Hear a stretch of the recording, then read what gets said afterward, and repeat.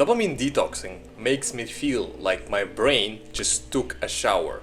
And I love the effects of dopamine detoxing, but it's very hard to do. And over the last year, I've done it, I think, over like 3 or 4 times only.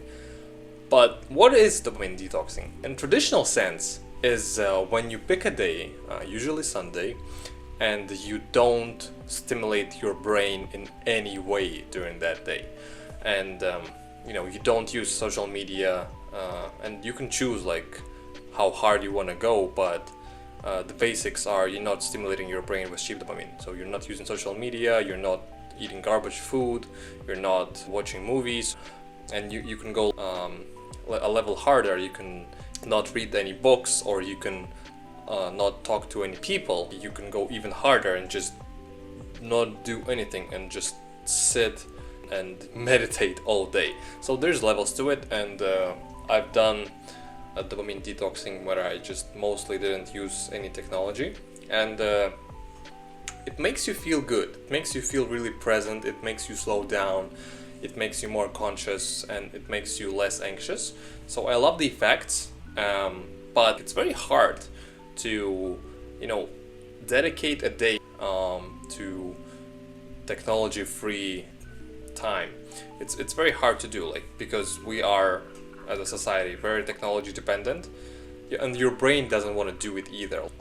It's not a pleasant experience, right? Like, first hour or two when I did it for the first time, I was itching. I was literally like, oh my god, I need to scroll something, I need to look at something. But it gets easier. But the point is, it's not easy for the brain.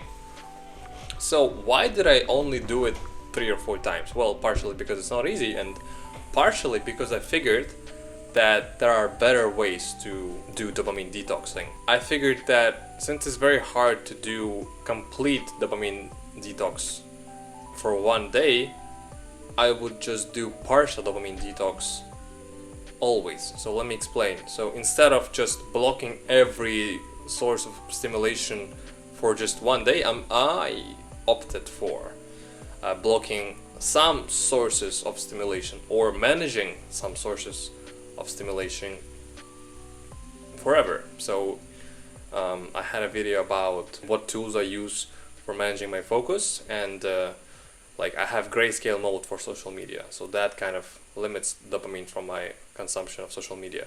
I have a PC that shuts down entirely at 10 p.m. I have like a lockbox that basically I can put my phone into and lock it for a certain amount of time. I have Chrome extensions that don't allow me to use social media when I'm working. I have so much tools that allow me to reduce dopamine consumption consistently in a more friendly manner. You're not just isolating yourself completely from technology. And I mean, if you can do that consistently every week or so, then kudos to you, but I think it's very hard for people.